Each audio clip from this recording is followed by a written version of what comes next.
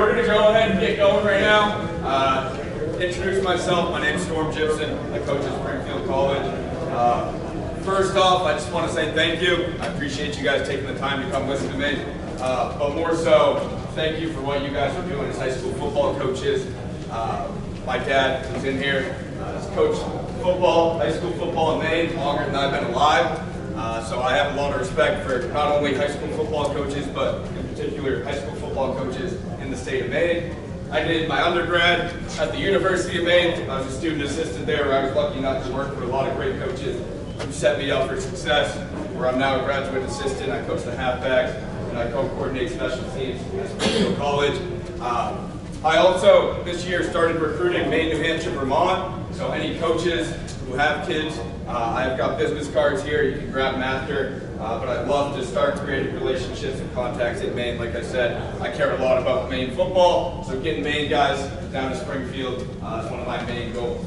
Today I'm going to go over punt block return, and punt block. So two different phases that we talked about. First one, I'm going to go over the return aspect of it. I'm going to try and give you guys as many drills as possible. That's my goal. I think that's what you guys get the most out of this. I'll give you a skill, I'll give you a drill, and I'll show you the game application so you guys can take it. What we do is we create circuits. So a 5-minute circuit, we'll have 4 drills, 1 minute, 30-second rotation, so you guys can bring that back to your practices. We call our punt block team the thump thump crew, because when you kick the ball, it makes a thump sound, and when you block it, it makes a thump sound. Last year, we had 3 blocks, we scored 3 touchdowns. In our return aspect, we averaged about 12.6 yards per return, which is good enough for 33rd in the country in Division III. Our goals at all times, no matter what, we are ready to play. On the sideline, when you hear punt block in the box, our guys are ready to go, and they know exactly what they're going to be doing. We're covering gaps, we're making sure we know who's eligible, and we're taking any fake attempt away from the other team. Ball security is job security. If you catch the ball, if the ball is kicked to you, you catch it, you secure it. That's all we care about. Do not muff the football. If you are going to return the football, we like to say, get the first down for the offense. Get 10 yards. That's 1 less first down that our offense has to get. We win the field position battle. Last year, as you saw, we averaged 12.62 yards per return. So that's our goal. Get 1 first down out of the way, get our offense on the field. Every single kick, if we are going after it, we want to block it. We want to block kicks. That's our main goal. We want to flip the field. If you block a kick, you have an 87% chance to win a football game. So we want to block kicks. We want to flip the field, put our team in a situation to succeed, and we're going to be smart out there. Like I said, we're ready to play. We're keeping it penalty free. Everything that you'll see, and I'll hammer this down, we're creating ball-me-man relationships throughout the game, specifically on punt return. So, what does that mean? In return, the guy's returning the ball, he's got the ball. I'm here, my man is here. I want to get on his target line to make sure he cannot get to the ball. Going through some of our techniques here. Understand that there's 3 phases to a return. We're going to use different skills during each phase. So during the line of scrimmage phase, which is 5 yards each way, we're working our rush to grab and our steer technique. After that, we're working our trail and widen. 10 yards away from the returner, we're recapturing, running the numbers, we're boxing out. So each of these has its own phase. We'll work through a skill, and then we'll show a game application for each. Once again, we're creating ball-me-man relationships no matter where we are on the field. Every single guy on the punt team is going after the football. No one's going to run a different direction other than where the football is. So you need to understand who your man is and get on his line to create that ball-me-man relationship. And all these techniques are going to help us attempt to do that. The line of scrimmage zone. Time equals yards. Every aspect. The more time you can keep your opponent away from the ball, the more yards we will gain. You want to align on your target line. Understanding what the opponent across from you is trying to do, and matching that with something that you can get by with. We're in a speed stance no matter what. Like I said, people who scout us understand we want to block kicks. We are going to come after you, and no matter what, if we're not going to come after you, we're going to make it look like we're going to come after you. So they have to respect the block no matter what. We're selling the rush, and then we're going to work our first technique, which is rush to grab, steer. So this is what our stance is going to look like every time on punt block, no matter what. We're selling the rush, we're making it look like we are going to rush, understanding that if that guy thinks I'm going to rush, he has to respect me. The punt team is being taught, if that guy drops out or if that guy goes for holdup, get out and go cover the ball. If I understand that someone's rushing me, I have to respect it and I have to attempt to block it.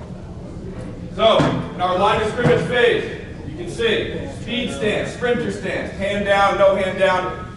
No matter what, we're looking like we're rushing the ball. And then we're going to get up, we're going to grab the outside tips of the shoulders. So, coach, you want to stand up?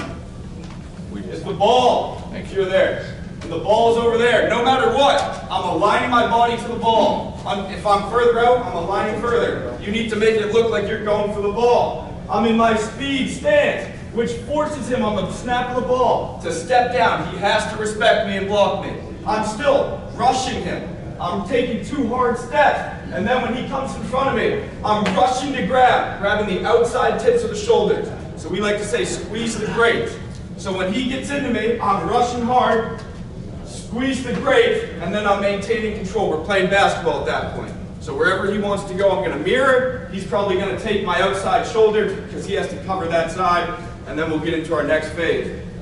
But the main coaching point is we're rushing hard. You have to sell the rush. We're squeezing grapes, and then we're steering him where he wants to go. So this is one of the drills we'll use. This will be one of the 4 parts of the circuit. You can line it up in 3 different ways. You can have 3 cones. But we got them all of these guys. We're in speed stances. We're looking like we're going to rush. We're going to watch this middle guy right here. That first 2 steps, hard rush. You couldn't tell if he's rushing or if he's holding up right now. They have to respect that. And then boom, right there. Arms are locked out. I have total control on his outside.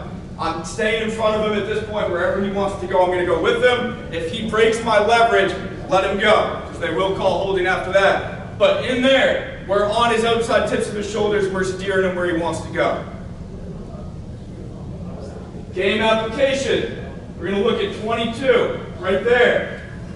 First thing, we're in that speed stance, no matter what. It needs to look like a rush. My first 2 steps are hard. 2 hard steps through the guy's face. And then my hands are on his outside shoulders. I'm controlling him now. He has to respect the rush. And now I'm steering him where he wants to go. Once he breaks my leverage, I let go and I get my offhand on. Coach, some guys are up, some guys are down. You guys, how do you dictate that? So, you don't have to have your hand down, you don't have to have your hand up no matter what, whether you're inside or outside. Yeah, that's up to the kid. Pure, up to him, whatever he feels fastest off of. The only thing is you got to be in some sort of speed stance no matter what. Any questions throughout, just blurt them out. I'll be happy to answer. Sorry, No. I love it. After that, so he broke our leverage. We're getting in the trail phase now. So no matter what, we're creating that ball-me-man relationship. In this picture, you can see, ball's here. I want inside leverage on him. We're working to a position where we can execute a point of attack phase technique, which we'll go over after this. But during this phase, I'm doing everything I can to widen my opponent out and get him away from the ball. So, coach, you want to stand up? If you're running with me here, and I'm in phase, and the ball's over there, I'm doing everything I can to lock this arm out on his shoulder with my thumb up. So thumb up, I'm controlling with the hand, but I'm running with my feet. So I'm just using this to push him off his line. Anything to get him off his line. When we're running, and his hips break down because he's going to make a tackle, my hips break down. But everything we're doing in this is we're widening this guy out, getting him off his target line. So, drill right here, and this is in early camp, fall camp. So this is slower, but this is one of the 4 drills we'll do, and then we'll speed it up as we go. But main emphasis right here. Locking that arm out. There should be no bend right there, and we're forcing him away. We are widening him out. Every drill, also, you saw we had a ball simulated, a snap simulated. Right here we have a return simulated, so everything that they can see to get those cues, include those in your drills. But a really good job right here, locking his arm out, and then when he breaks down, I start to break down. but we're working that trail and widen phase if we're in that position. Game application, 55. We're going to look in first. Really good rush to steer to start. You can see he's in that speed stance. First 2 steps are going to be hard. 2 steps directly into his face. It has looked like he is rushing. This is a hold-up call. You would not be able to tell right now. Once I have control, I'm going steer. So I got my arms locked out on his outside shoulders. I'm taking him where he wants to go. Right here, he breaks my leverage. I have to let go with that inside arm. I'm getting my left hand where it should be. Now I'm catching up with my feet, and then I'll control him with my hand. So you can see speeds, and then boom, right there. If you show a couple of pictures, and his hand is like this, you do not know if he's widening him out or not. Right here, you know he is putting force on that guy's shoulder, taking him off his line, keeping him over here, while the returner is here. So we're getting that thumb up, locking him out, and then we are pushing with it, putting our body weight on him, forcing him away from the return, and then ultimately we would take him past the returner right there. So a really good job working that trail widen technique with that arm. Then we get into the point of attack. So we're 10 yards or closer away from the returner. We're still creating a ball-me-man relationship. Right now, we have one leverage. We understand we are on his target line and we think we can start to block this guy. Keep in mind, this could happen anywhere on the field if you have true leverage. So if I'm in front of him and I can get into a sit and fit position, I'm going to do so. But it'll happen closer to the returner most likely. So, coach, if you want to stand up, we're going this way again. Returner's over there. So I've worked my trail and widen. I'm here. I've gotten him away from the returner. I probably have 10 yards or so. And he's going to break down because he's going to start to sit and fit this guy. So I'm 2-hand striking. So I got 2 hands on this guy at this point. And I'm sitting down and I'm running my feet. Creating ball, me, man relationship. This could happen if we're behind the returner, anywhere, just understanding that relationship. And then, one of the coaching points that we like to emphasize, because people will look over this, if the returner catches the ball, he's going to run towards the end zone. The defender is not going to stop playing. So when he sees that, because I can't see it, he'll start to turn upfield with them. I'm ripping and running the numbers. So I'm running through his numbers here and making sure I maintain ball, me-man relationship as we go down the field. So you're working 2 techniques right there, creating that situation. So here's one of the drills we'll use, once again, part of the circuit. We got 2 groups going, offense and defense. Every single guy on the team is doing these circuits because you never know who's going to be good at something that they don't usually do. Here's the simulated returner. So we got our arm on, we understand we have leverage, we can get a 2-hand strike. We're going to put 2 hands on him, ball, me, man. If he can see our back, we're in a good way. The next phase, same thing. You can see this is the same exact drill. We're running the circuit, same thing here. So we're in phase. We get that 2-hand strike. Our returner catches the ball and he starts to go upfield. This guy could easily cross our face and make a tackle. We're ripping with that outside arm, running through his numbers and taking up as much space as possible. Giving our returner time to get vertical. Every drill and every scheme that we draw up, we are drawing our returner to go vertical. We're hitting vertical seams. We're not going outside. We're not going horizontal. Everything we're doing and everything we teach, we're getting our guy to go straight and get it as fast as possible. Taking a look right here at number 47. So, he's in that speed stance. Horrendous, terrible, awful. Rush to grab, terrible. Understanding, he's beat, so he's going to beat him with his feet now. He's going to catch up to him. I'm getting that arm on, right here. This is what I was saying. We're 15, 20 yards away from the returner. He knows I have leverage. I can make a block here. So, I'm going to get that 2-hand strike. And then here's that situation. My returner catches it. This guy's going to start working upfield. You can work with him if you're in front of him. If he starts sprinting, that's when you got to beat him with speed and run the numbers. We're working both techniques right there. We're widening out. We get 2 hands on. Sit your feet down. Stay on.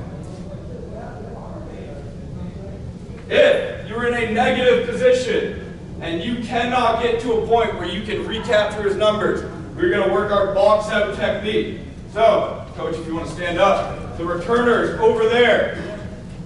He's in front of me. I'm in a negative position. I can't get a hand on. I can't sit and fit. I'm going to pick a midpoint where I can beat him to the spot. Understanding if I pick somewhere closer, I can get there before him. And I'm going to work my box out technique. What that is I pick that midpoint. And you can call it shoot the layup. You can call it box out. We say box out, but I'm taking my right arm, if I'm over here, and my right leg, and I'm taking up as much surface area as possible. I'm shooting this hand back, and I'm doing anything I can to disrupt this guy from getting the returner. We'd like to make contact on this guy. If you put both hands up and you get him in the shoulder, they will not call a block in the back. We're stopping him from getting the returner. Once again, reiterating the fact, time equals yards. And I'm sure you guys have seen it on offense or defense. You do not need to make a kill shot block every single time for the guy to run past you. All you got to do is get him away from the football, and he'll make you right most of the time. So that's the technique we're working right here. Here's our drill. We're in a trail position right here. He's going to go a little bit ahead of us. Here's our returner. I'm picking a spot that I can beat him to. He's too far away from me. Somehow he got me off the line. He beat me. I got to pick a spot I can get to. I'm going to shoot the hands right there. And that's what we want to see, that shoulder-to-shoulder contact. You're allowed to bump him right here and get him off his line. He's basically hitting you in the back. And that split second where that guy catches the ball, and you guys will see it in the clip shortly, there's enough time for him to catch it, get upfield, and then go make the next guy miss. But understanding if you're in a negative position, you cannot get there. We're mid-pointing, we're shooting the layup, and boxing him out. Game application. We're going to look at number 1, it will pop up on the screen, right here. Not in a good position no matter what. We have no one in front of us. We're watching the return man catch it. Understand it. I'm in a negative position. I can't block these guys right now, but I can get to a point where I can impede them from getting to the ball. And that's what we're doing on this phase right here. So I'm going to pick this spot right here where my guy's going. I'm going to shoot both my hands up wide so the ref sees I'm not blocking anyone in the back. I'm just running my path. If I hit someone, I hit someone. I stop 2 guys right there who are in a position to tackle my guy, and this guy's allowed to run free. We get 4 yards, but that's 4 yards if we don't make that play that guy's not able to get. A really good job understanding I can still make a play here even though it looks like I can't. So I'm going to work my box out technique. All right, here's a clip of us kind of putting everything together, so you'll see it all kind of add up here.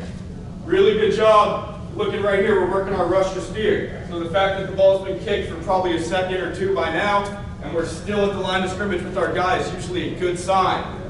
And then finishing everything.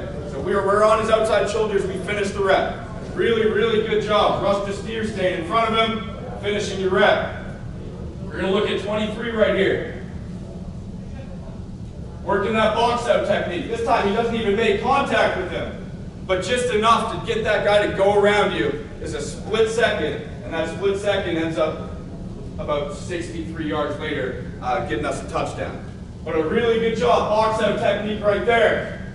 And then that next phase, 0, working that climb aspect. So we'll do drills where we start with your eyes closed and guys are running around, and the returner goes and you look, and you got to climb and find someone in front of you. This guy, he's got no one to block. He's got no work. So what's he going to do? He's going to go find work. He sees the return man come. Most dangerous man, once again, he's barely touching him right there. But he's putting his hands on someone, a body on a body, which is creating enough space where we can get enough yards to end up scoring a touchdown right here. So, multiple drills that we went over right there that are easy enough concepts to understand for guys, but very applicable in games. And when done correctly, can help you guys succeed very well. So, getting into our controller aspect next. This is going to be a little more schematic based.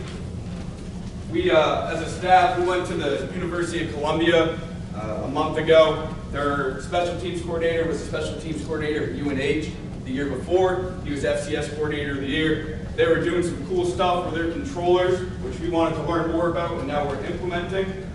So if there's some UNH film, it's just because they did it last year and we didn't. But the biggest thing is you're playing man-to-man, and everyone understands that. You're playing man-to-man, but the biggest thing is you're not playing corner. You're not playing corner. Controller and corner, two completely different positions. So there's no need to just throw your corner out there at controller because he knows how to play man-to-man. We're trying to establish vertical, on top, and inside leverage. This is the route tree right here for gunners. No one's going to run a hitch. No one's going to run anything else. If you're the field guy and we're kicking it over here, you're going to run an over route. If you're the boundary guy, you're going to run a fade. There's no reason to throw a corner out there just to start because he knows how to play man-to-man. You just have to know how to stay on top and in front of someone. So I think that's a really cool concept that not a lot of people think about at the start. These guys are only going one way, and they're going to the ball. Back to, where's their target line? Wherever the ball is. If we can get on the target line, we're going to gain yards. So here's a clip just to show that. So we're kicking it to the right directionally. This guy's running a fake because he's going wherever the football is. This guy from the field, he's running it over. So anything we can do to stop those guys from getting to where they need to be is what we're going to attempt to do. Same thing, we have the line of scrimmage zone with these guys. It's going to be a little bit different. We're teaching what we call press swoop and off swoop. The biggest thing we're doing is we're forcing an immediate outside release, which creates an immediate lane change. I'll show you that real quick. So, if the ball is in there, you're here. Ball's inside. I'm in a wide receiver. You're facing this way as a gunner? That way. I'm in a wide receiver stance, facing in at the ball. So I'm not shoulders here, I'm not out here. I'm in a wide receiver stance with my outside foot up. Right when I see the ball snap, I'm immediately sprinting across his face. What does that do? It forces one lane change. One lane change, 1 second. 1 second equals multiple yards. So when I cross his face, it is going to force him to take an outside release. If he doesn't, and he goes inside, I'm just going to run with it. I'm going to flatline him all the way down the field. If he goes outside, I'm immediately turning into a speed turn. So I'm getting depth and width, and I'm getting my eyes back to him. If you turn right here, I have no idea where he is. So I'm getting depth and width, and I'm staying on top the whole time. If I cross his face, he changes lanes, I'm doing the same thing all the way down the field. And you'll see how much time it creates for our guys. So that's going to be what we call press. That guy in that stance right there, you can see how close he is. To the boundary, we're trying to get the guy to change lanes once. To the field, we think we have enough space to get him to change lanes twice. So that's our goal. That's what we're going to stick to. Off controller. You can still be in your swoop stance if you want. Some guys call this quarter eagle. Some guys call it skate when they get out. But I'm 2 to 4 yards off. I'm doing the exact same thing. I'm already 4 yards on top of the route, and I know he's running a fade or he's running it over. So I'm still stepping across his face, and then I'm making him change lanes once, turn it into a speed turn after that. So you can see, that's that press swoop that we're talking about. Here's the off swoop. You can be like that in that quarter eagle stance. You can have your outside foot up. No matter what, we have the same goal. So we'll look at the bottom to start. This guy's taking an inside release. Immediately denied. We don't even teach hands-on. So right here, they're shooting the hand. We don't even teach hands-on. We don't want to make contact. We just want to keep you moving side to side. So he cuts him off, makes him go around. Now I speed turn. You see he gets width here. This guy's trying to get hands-on. I'm getting width, and I'm trying to see where he's at so I can beat him to the next spot. Looking at the top. Cross his face immediately. Make him turn, make him get further away from the ball. After that, trying to get back to a point where I can get in front of him again. We like to stay on top of it a little bit better. But we're catching the ball with about 7 yards distance right there. We made the top guy change once and the bottom guy change twice. So just understanding the concept of the more time that you can create with your guys switching lanes, the more time this guy has to catch the ball. This guy's being taught one thing: catch the ball. No matter what, catch the football. Even if you put your hand up, whatever, catch the football. After that, get vertical. Because these guys are working the exact same techniques that we're working. He's working box out right there. He throws his hands up. He'll run into him from his back, but he's got both hands up. Ref's not calling that. This guy's being taught, get vertical. Same thing, right here. This guy has leverage. I can get two hands on, boom, sit and fit. You see my back, ball knee man relationship. So we're working those same techniques, but from a controller aspect, our main goal is get these guys to switch lanes as much as possible. That's the real goal for them. That's their whole identity. I want to make you turn as many times as possible. If you switch lanes twice, my returner's got probably 5 to 7 yards to work with. And for our guy, hopefully some of your guys, 5 to 7 yards is enough space where we can make something happen. After that, we're going to try and get into this square up position. If not, we're working the same phases we would before. So we're going box out, we're going sit and fit, we're going recapture, run the numbers. Any of those things is what we're going to transition to. Any questions about anything that I just went over right there? All right, I'm going to transition now into the block phase. So same unit, but now we're going for that block emphasis. Like I said, we practice punt block and punt block return. We see them as two completely different things. Still, same stats obviously, same goals, same relationship, except now it's from a block perspective. So everything we're teaching, offense, defense, special teams, if you can get in a ball knee man relationship in football, you are probably in a good way. So right here, I'm trying to beat the guy blocking me, ball, me, man. He's in a negative position, I'm going to pause. Same exact thing from a block perspective. There's 3 phases. The line of scrimmage phase stays true. We're working different techniques now though. We're working dip and rip, and we're working shade. Then, the rush phase. We're trying to get long, or we're trying to knife through if there's a shield. And then the block phase, which we practice a lot, we take a lot of pride in. We're either scoping, shooting the scope, which we'll talk about later, or we're flying by and getting out of the way to make sure that we keep it penalty free.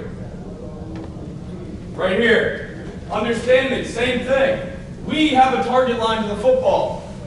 If the target line is over here because you've seen film and they kick rugby, this guy facing this way does us no good. So understanding where are they kicking the ball from and what's the fastest way to get there. And once you understand that, aligning your guys to get to that point. So this guy, if they kick it dead straight, there's no reason for you to be out here aimed dead straight. You're going right there for wherever that ball is. And then going into that, understanding scheme, most teams that we see are going to be man to one side, man to the front side, zone to the back side. Understanding what they're doing helps us understand what we want to do. So we're trying, no matter what, whether it's man or zone, we want to widen the gap and make them go as far as possible and give us as much space as possible to work with. So if this guy has to block me, I want to get as far away as possible from it. If this guy's going here, I want to get close to him and he gets far away so I can shave off him and he has to go far to me. So everything we're doing, we're trying to align in the smartest way possible to give ourselves positions to succeed. In this line of scrimmage zone, we're lining on the target. We're still in the speed stance. We're still attacking as hard as possible in those first 2 steps. Now we're just going to work a different technique. Same exact slide as the one before. No matter what, the opponent needs to think we're coming to block their kick. So we're in the same exact stance, no matter what. We're keying the back tip of the football, and when that thing snaps, we're taking 2 hard steps, no matter what our technique is. Our first technique we're going to use in the block phase, we're using our dip and rip. You can see, create a ball knee man relationship. I want to get past my man. Used against a man blocking scheme, so this guy's coming out to reach me. He's going to step to me. I want to widen him out with my alignment, and then I want to dip my shoulder and rip past it. So here's one of the drills we'll use. Obviously, if you don't have a chute, you don't need a chute. We're just using it for their level. You don't need this. You can put a cone there. You can put something else there. If you have pop-ups, this would be good to use because it moves with them, which is realistic. But any heavy bag, even a coach, anything they can use to simulate, you'll see 27, the guy in the white, dipping that shoulder. If that guy's coming to reach me, I'm giving him as least amount of surface space as possible, and then throwing in finishing phases as well. So you're shooting the hands no matter what, every rep. This is not a block phase rep, it's a takeoff rep, and we're still shooting the hands. Now we're going to look at 22 right here. So 34 is going to go out to block him. Anything he can do, you can see, reducing that shoulder, giving him as least amount of space as possible. So working that dip and rip, and then hopefully getting through and making a play right there. But then being smart, getting out of the way. So working that dip and rip technique. If you're on the zone side, we're going to work our shave technique. So this guy's being taught he needs to zone down to protect the backside. So I'm going to line right on his butt, and I'm going to sprint directly off it. So we're widening gaps here. Here's the drill we'll use. We're coming from the backside. We're sprinting directly off his butt, getting low, and then we're shooting the hands at the end. Putting that in the application. 47, right here. This is the zone side. 36 is going to zone down. Right when he goes, I'm working directly off his back. You can see, I'm taking him as wide as possible, but I'm getting as tight to him so I can come here. I'm directly off his back, giving me it on the target line. I'm directly where the ball is going to be kicked, and then we lob this one back. But using probably a different technique here, put your right hand out and spin out of it. A really good job understanding what they're going to do, shaving directly off his back, and at least putting yourself in a position to block the ball. In the rush zone, so after we get through, if we are one-on-one, so if we're on the outside of the shield most likely, we're going to work our get long technique. If we're two-on-one, we're running into the shield directly, we're going to try and knife through and put our hand up. One-on-one, we're beating the man. So, coach, if you want to stand up. You're the shield. I'm taking his outside shoulder. I want to hit him still to get close, but I'm shooting my outside arm to try and block this thing. If you try and shoot your inside arm, he's got your chest, or if you try and get your inside arm around, you're never going to get there. So we're shooting our outside arm to stay in front of this thing this way. It keeps us away from where the kick is as well, and we can't run into the punter. So this is what we'll use for our drill. He takes the outside shield, boom. He's throwing that outside hand. He's trying to deflect the ball, staying in front of him. Our technique right here, you'll see 55. He's going to take the outside shoulder of the shield. Once he gets collisioned here, the best thing for him to do is shoot his left arm and put it in front of the kick. He's already being hit that way anyway. You can see he does what I said not to do. He puts his foot in the ground. He tries to get his right hand there. He's not going to get there if he tries to do that. The fastest way possible is shoot that outside arm, get it on the target line. If you're going through the middle of the shield, we're knifing. So we're putting our outside shoulder down, and then we're getting long. Same thing, we're shooting our hand up. Same exact drill. Best case scenario, because you can run it two different ways. So one guy's long arming, next rep, we're knifing. You can see we're shooting that outside arm through, and then we're shooting it up. Same exact clip right here, except we're going to look at this guy now. He's got a two-man shield that he's going to have to go through. Good job putting that right shoulder down. We'd like to see a little bit more twist, reduce that surface area. But then you can see you got to shoot the hand right away. Because he is there, he can get there, but he's got his hands down. So right when we come through, it's one motion, shooting that outside arm up with our outside hand. The block zone. So this goes back to our philosophy, our thump-thump. We call ourselves a thump-thump crew because we want to block kicks. If you're working horizontally to the block spot, so you're most likely an edge rusher in this case, you're going to use your scope technique and you're going to take it directly off his foot. If you're working vertically, you're going to use one of those two techniques that we saw with shooting that one hand so you can still stay straight up.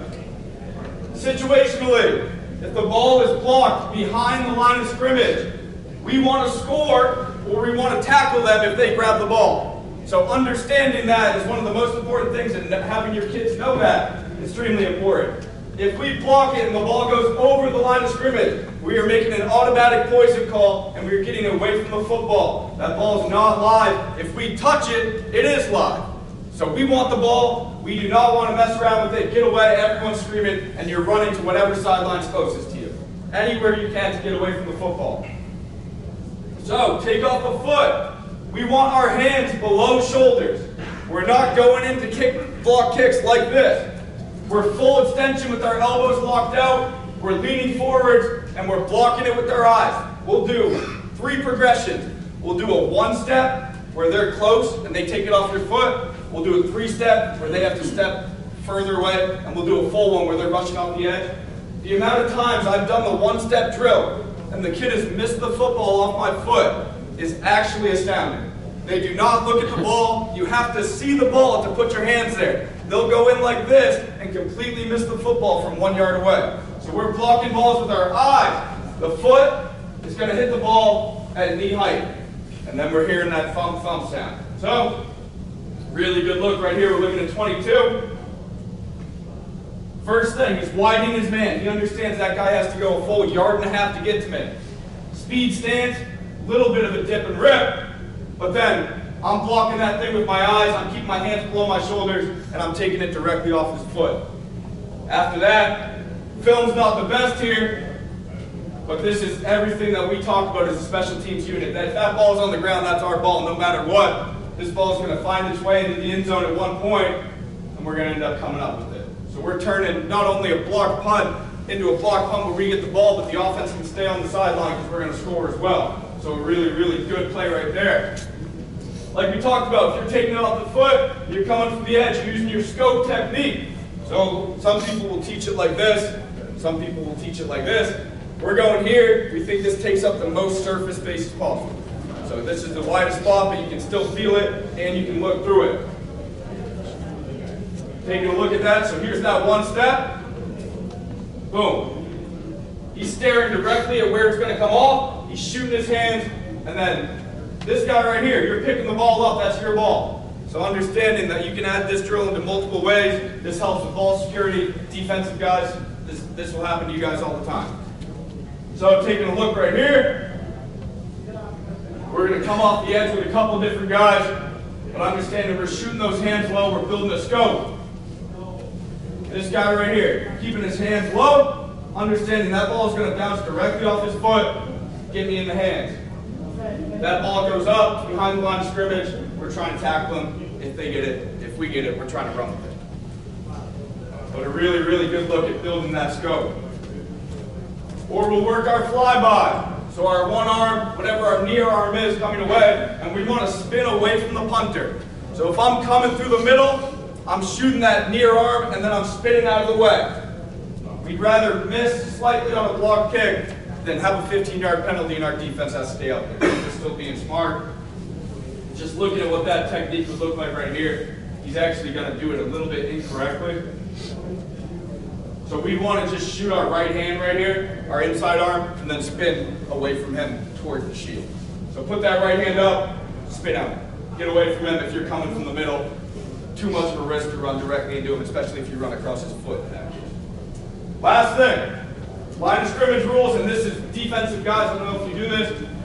We call it balls city balls and country balls. City balls in traffic, if it's in the city, we're grabbing it in a fetal position, lying on our stomach, and we're hugging the football with our knees. If it is a country ball and it's in space, we want the ball. We're attacking from the side. If you attack that ball head on, you're probably going to kick it down the field. So we're getting knuckles to the ground, we're scooping it from our side, bending at the waist, and returning it. This is a defensive drill. We still use it in our special team circuit. So these coaches right here, if I yell city, I'm sprinting at him, he knows I'm jumping on it. If I yell country, I'm backing up, and he's returning it. So he gets a country call on the left right here. That ball is live, I want it.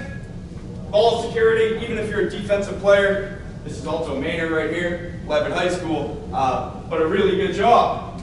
And then, defensive drill, bring it into special teams. Multiple things happening at once. We get 3 guys through. Take it off the foot right away. A little bit late, so his hands are a little bit higher, but takes it off the foot instantly. Instantly. This guy, backup halfback, really good special teamer, converts into a defensive player. That ball's blocked behind the scrimmage. That's my ball. Instantly turns on the jet, sprints, gets it from the side. Once again, another touchdown right there. Our offense doesn't have to come back on the field. Creating as many game-changing plays on special teams as possible. But like you guys have seen, we're working basic fundamental skills. fundamental skills that are transferable offensively and defensively, and we just drill fundamentals constantly with our core circuits, and hopefully they lead up into game application like we've shown. Once again, I recruit Maine, New Hampshire, Vermont, so my card's up here if you guys want to get in touch. Also, I can send you this stuff as well as our core circuits, so if you want to take a card and email me as well. But thank you guys for your time. I really appreciate it.